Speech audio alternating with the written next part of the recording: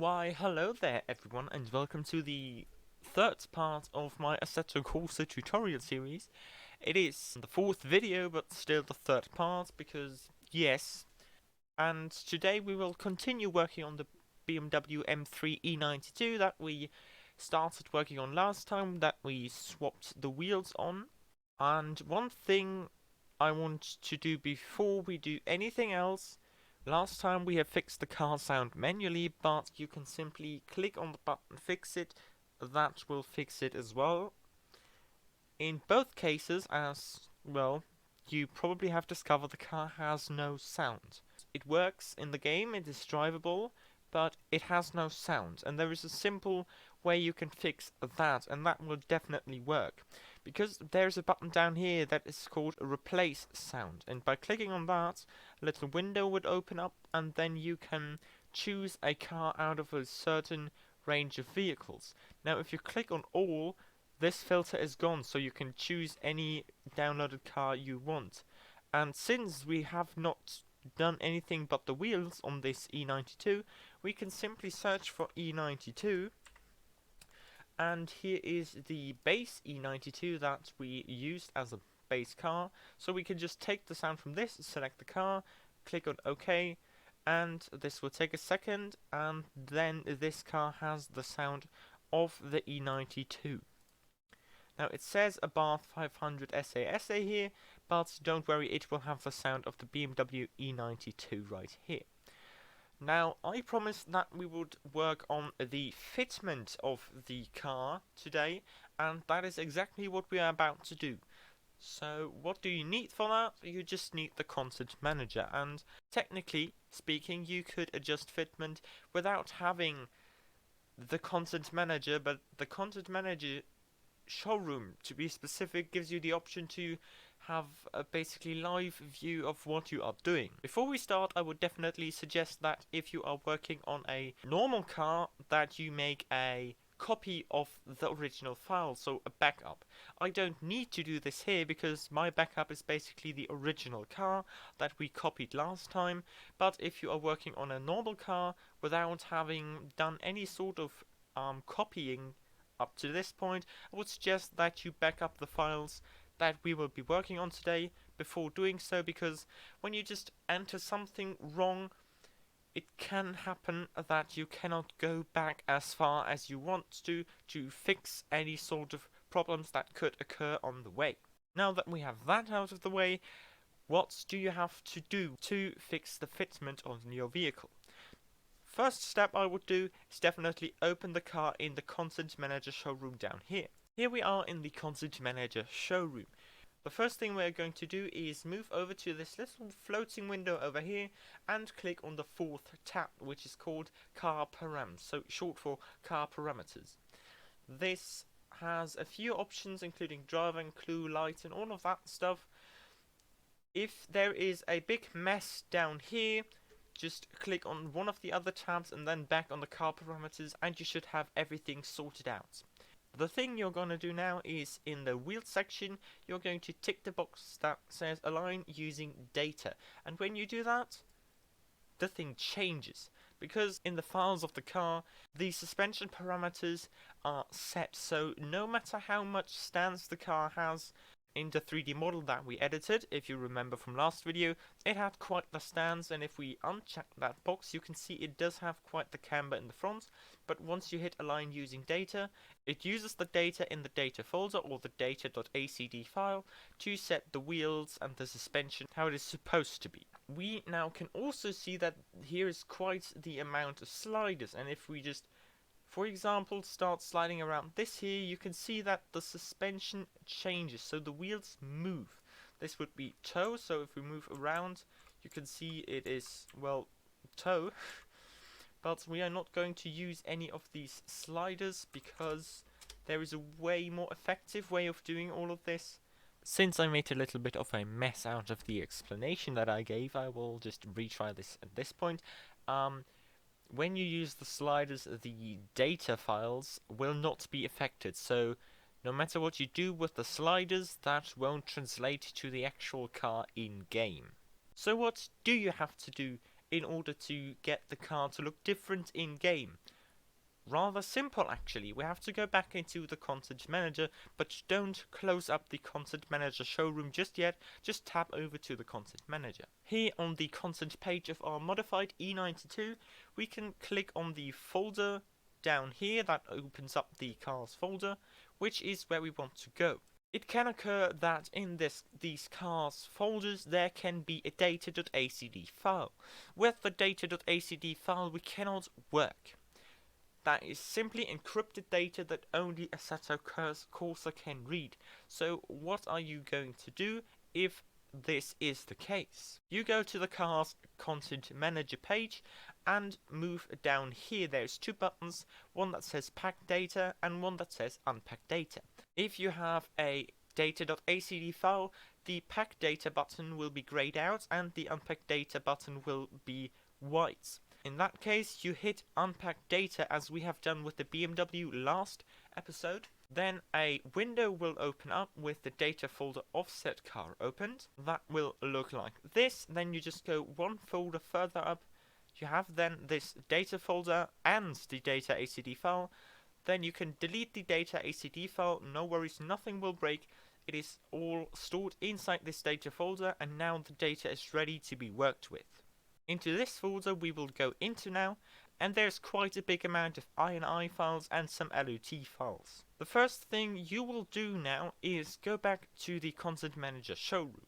Now that we are in the showroom, I'll just move the camera using the left mouse button and the arrow keys to a position where the car is on the left side of the whole thing. And now I will open up the folder that we just opened in front of the content manager showroom.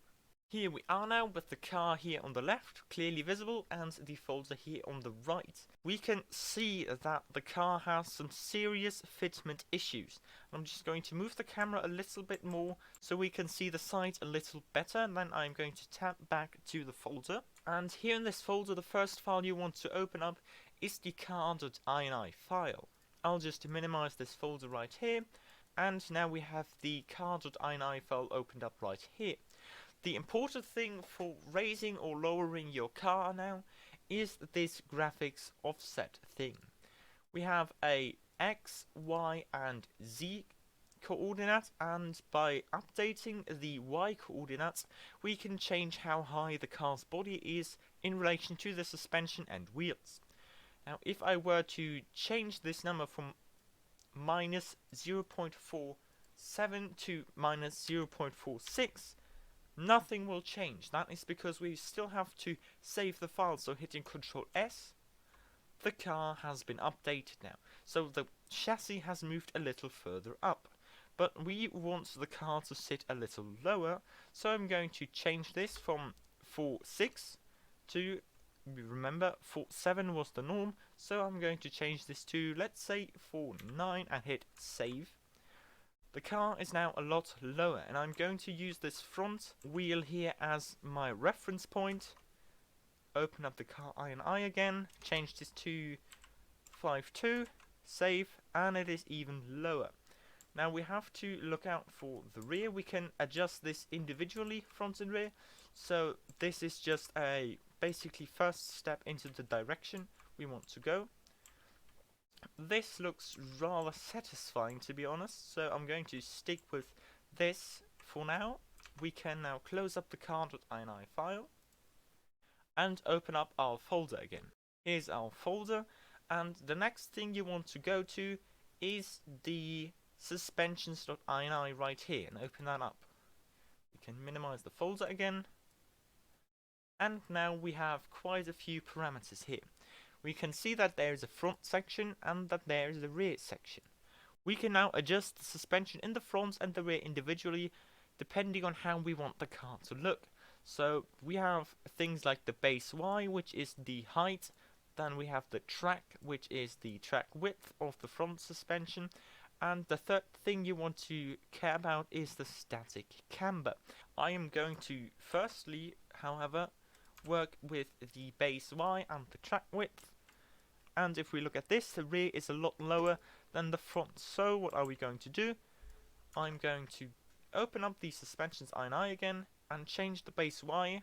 So I'm going to just do an experiment to see in which direction the thing changes when I increase the number. So change it to a 135, hit save, the car raises up, so I'm going to change this to a 12, hit save, and we have a lower front end.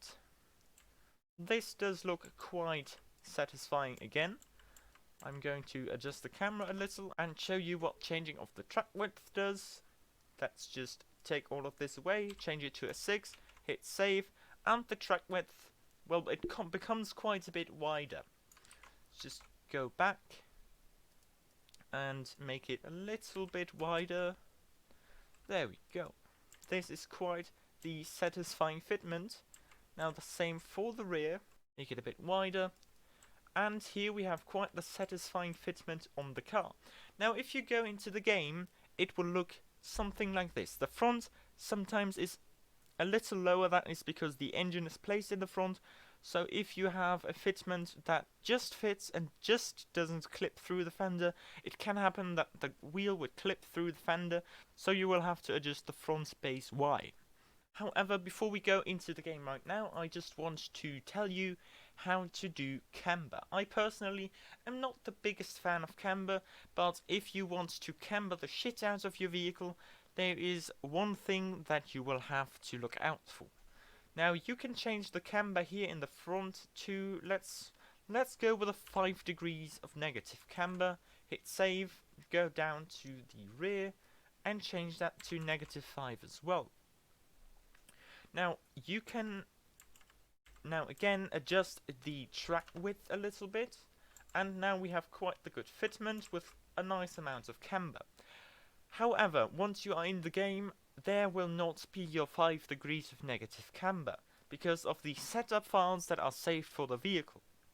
You can, however, fix that rather simply. We can close up the suspensions INI file right here and go back into our folder. In the folder you will find a setup.ini file, and in this setup.ini file there is a section called alignments, and in this alignment section there are camber sections, and if you just delete the camber sections like so and like so, and then hit Ctrl S to save and close this up and close this up, you can see here nothing has changed, and if you uncheck this box it still looks garbage, but when you go into the game now there will be a working fitment, and I can show you that in just a second.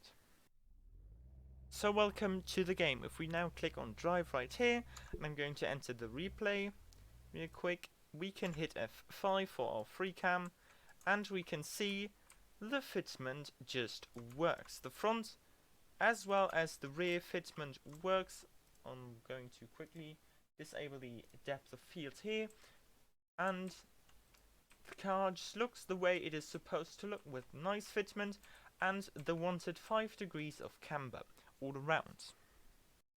And of course, as you can hear, there is sound from the vehicle. So we have fixed both the sound and the fitment for our BMW, and with that I would dare to say this project is done. The next project that I will be talking about in this tutorial series is something that I have actually not really found a tutorial video on YouTube until now. So this will basically be a first for YouTube, I hope, and I hope I can help a lot of people with that.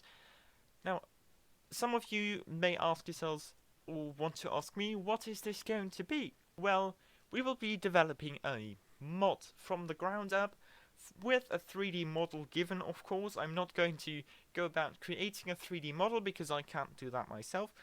But we will be working on a 3D model that is not set up for anything. Set it up for Assetto Corsa to work with the data files, set up the engine file, the lights, everything that needs to be done for the car to handle in game. I hope I could help you with this video, and if you have any questions concerning the fitment, please just drop them down into the comments. I will happily answer as many questions as I can concerning this topic and all the other topics that I've talked about or not talked about yet. Just ask away and I will do my best to answer your questions. And until the next video on my channel, I hope you all stay safe out there, and goodbye.